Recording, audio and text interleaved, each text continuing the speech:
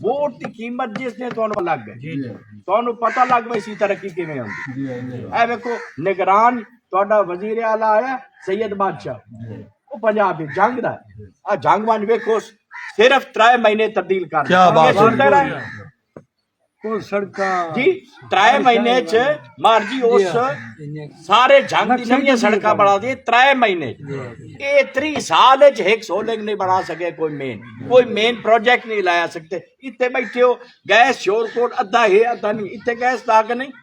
इतने बिजली दा के नहीं क्यों नहीं लाया अग्गा मंग सो गल करे सो ते कोई गल है ना नवाब साहब अगे डरते रहे अगे आंदे आन गल है कहनु कोई गल करिए या उस आके ओपन हो भी है नहीं सही ओपन हो जी गल तो सुन जी ये आंदे आन में साडी भेड़ बकरी खरीद पता ये रोजगार है पिया ते ई हो सके जे जरिया बुआ के ये कोई छुड़ा ले सी सानू को मरे सी सानू कोई ढके सी ਤੁਹਾਡੀ ਗੱਲ एक चीज मैं दा हाल तो दस हाले है एक शरीफ आदमी अच्छा पढ़ा लिखा त्रकड़ा निडर थानेदार लवा दे चोरी खत्म गलत दरखास्त खत्म जी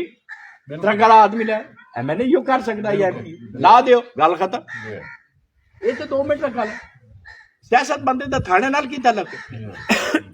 थाने के थानेदार या थाने च इंसाफ मिले तुहानू साडी जरूरत ही नहीं जरूरत ही कोनी पर ले जी पौने 350 ते लगभग अराउंड 350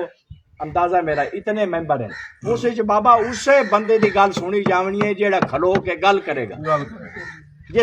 जिस को किरदार हो सी जिस को नॉलेज हो सी जिस को हर शय हो सी बुलार हो सी लफ्ज हो सी अगर लफ्ज ही कोई नहीं है देखो इन्ना सियासत किथे आ रखी है 20 गाली करो 20 गाली कटो 40 चलो तुसा 20 गाली कटनी है डबल करके नहीं तुहानू देनी है सियासत दी नहीं इत्थे आ रखी है सियासत है इबादत देखो जी ये मैं दसो जिस दे बूहे ते कोई बंदा सवाली आ वने ये मेरे मालिक दा करम है उस बंदे नु शुक्रिया अदा करना चाहिए कि जेड़ा बंदा सवाली तुहाडे कोल घर आया इस तो बड़ी को गल है जी उन्हें शुक्र अदा करना चाहिए ये इबादत है अस इन्ना इस सियासत नु इबादत होंदे होया बंदे इहनू कारोबार बना लिया ते करदार दी कमी है ना अल्लाह तुहानू कामयाब करे तुहाडे फराइज दी वैसे शामिल होवे